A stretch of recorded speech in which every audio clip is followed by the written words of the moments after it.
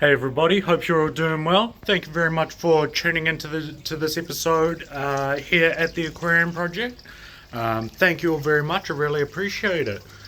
Just before we get started, if you haven't already, please make sure to like and subscribe, and drop a comment down below with your thoughts and all that kind of thing. It all really helps us. It helps us a lot, and yeah, it makes a big difference. So if you haven't already, please make sure you do that. I feel gross asking, but someone's got to do it. So we will sort of just jump right into the main topic of the day for this episode, which is going to be. So you'll see us a lot of the time talking about quality of fish, and this is going to be particularly focused on African cichlids. Just I might make a separate episode for other stuff, just it's a little bit different with Africans, but you'll see us a lot of the time talking about quality and sort of going on about ensuring about good quality and all that. But I've sort of realized it's not a given that everybody knows what that means. It might sound a little bit silly me saying that, but I think it's something that's worth talking about and worth sort of define. I think it's one of the more important things of what we're trying to do here at the Aquarium Project. So I just thought I'd kind of give you guys a bit of a almost overview, I guess, of what I'm talking about and what would be good for you to look for when you go down to your local fish store, or if you're looking at pictures off the internet or stuff like that. What you should be looking at, what I'm talking about, all that kind of thing. So what we're going to be doing as well is, while I'm talking, I'm going to go to the entire shop and just show you guys stuff that I think is cool while I talk over it. I will put a special focus on the African cichlids, but I will show you all sorts of not departments, what am I trying to say, parts. Can you see that little brevis fry there and that little crack? He's facing us. I say little, he's not actually that little anymore. The boy's getting some good size to him, so I might pull this pair out and because there's a few more, and let them do their thing. But I digress. So what we're talking about today is quality when it comes to African cichlids, and I think the best sort of way to describe it, or kind of explain it to you guys, is I'm going to give a bit of a almost criteria about what we should be looking for when we're talking about African cichlids. What would make a good one, what would make a poor one. I do have to give the caveat that this is, of course, all my opinion and everything. It's one of those things where I'm sure there's no sort of there isn't a hard and fast criteria that is completely objective, but it is what I think of, and a lot of this stuff is going to be pretty sort of universal, and a lot of it will apply to more than just African cichlids, but we're starting here. So the first thing I'd always look for is the body shape. This is probably going to be more important with the peacocks and hats rather than the mbunas, but it is important for everything. So what you want to do is check that the body shape is correct and how it should be. So there's kind of two parts to that sort of criteria. So the first part would be ensuring that there's no deformities, which will be quite obvious when you look. So like if their mouth is real crooked or poking out the side or something, or they've got a real wonky spine or something like that, that'll be really easy for you to see, and quite it doesn't matter what exact fish you're talking about. It's almost kind of a universal thing of when something is incorrect or damaged or something, you'll be quite easily able to see it. So oftentimes it can be good to kind of compare it to like just a picture off the internet or something, but you don't necessarily need to. Just check their spine straight-ish. It's not like a spine isn't going to be barrel straight. It does naturally go down a little bit usually, but for the most part it's like pretty much barrel straight. And then you've got the head and the mouth. Make sure that it's all sort of symmetrical and straight, and where it's supposed to be and all that kind of thing. Those are probably the two things that would go wrong with Africans most commonly, but then you're also looking at the fins and all that kind of thing. So that would be the first one that I'd consider. And then the second one is probably going to be a little bit more challenging or a little bit more difficult, especially if you've not if you're a bit more sort of new to the African cichlid world, and that's going to be the coloration.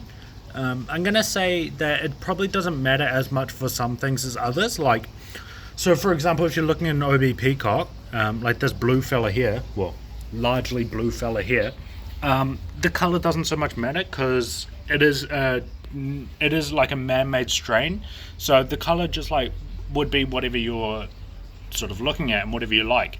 But with things like a wild fish, if you will, things like this Venustus here, the blue dolphins here, they're all going to be sort of, there is a sort of standard or an expectation of what they're supposed to look like. So what I would do is collect maybe say 5 photos of wild fish. That's important. Wild specimens, just pictures of them.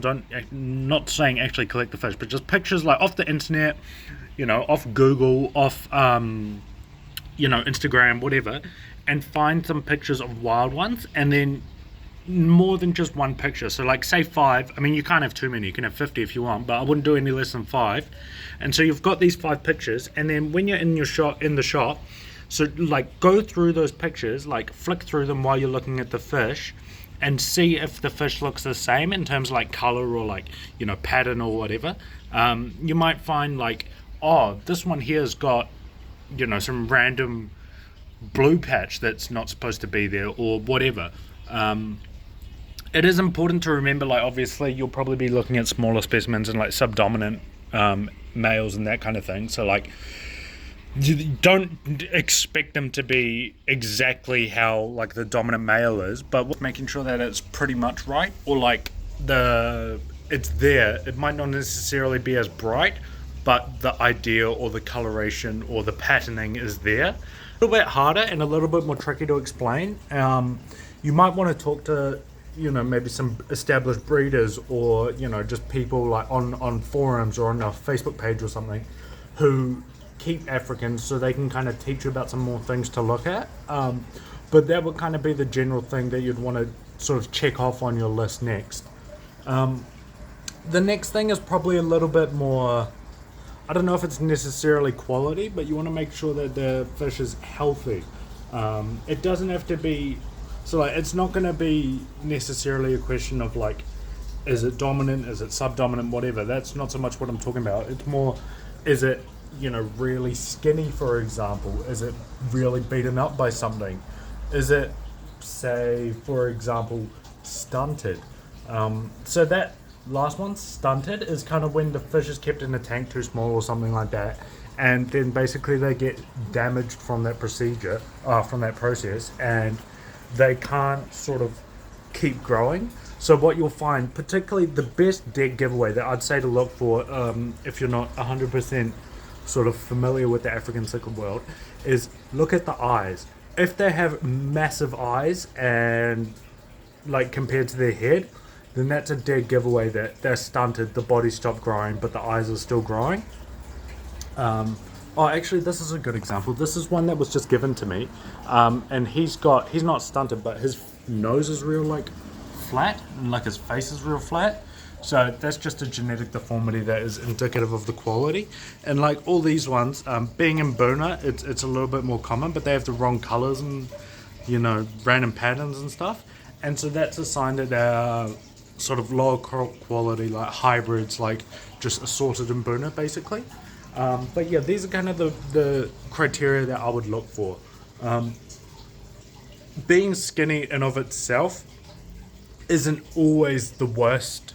Like, it's not a dead massive problem, because that can obviously be fixed, but it is sort of indicative of the actual condition of the specific fish that we're talking about. If they're really beaten up and really sick and like really skinny or something like that, they're obviously going to have a much harder time adjusting to your aquarium rather than, say, a perfectly healthy, really fat, really big specimen.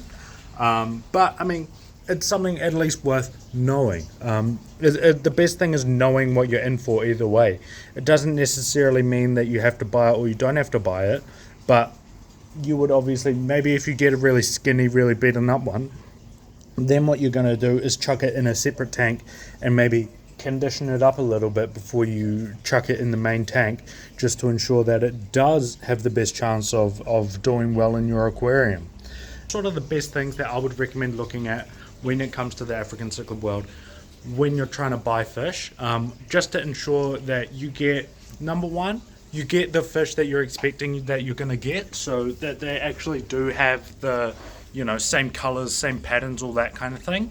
And number two, making sure that you're setting yourself up for success. And I mean, obviously this would all sort of be solved before you get there, or before you go to buy fish. These fish would all be, the quality would be ensured and all this, but unfortunately that's not the world we live in. When it comes to, if you're buying fish from us in particular, we always sort of like guarantee that they are what we say they are. Like, sometimes there is hybrids, but we say they're hybrids, or they're like, if we say they're a male, then we guarantee it's a male, or we ensure it's healthy and all this kind of thing. So if you do come in and have any questions about that, just let me know. Or if you buy a fish and then it turns out it's, when it's little and then it grows up and it's not what it's supposed to be, let me know. Obviously sometimes maybe we made a mistake or something, so just let me know and we'll trade it for a proper one, or like give you a refund or whatever. Like, it depends on the situation, obviously, what you want, what I want, but I mean, not what I want, what is best for the fish and all that, but we'll work something out. Maybe we'll give you some free food, we'll figure it out. So like, let me know. But obviously I'm aware we have plenty of viewers from overseas and all this kind of thing, so that's not going to be possible. But yeah, that's kind of, I think hopefully that will give you guys a bit of a overview, if you will, of what sort of things you want to look for when it comes to the African cichlid world, and hopefully it gives you guys a good base to get yourself started, where you can sort of go from there and dive a little bit deeper potentially. So yeah, thank you very much for watching. I really appreciate the support. Please remember to like and subscribe. Love you all, and I'll catch you in the next one. See ya.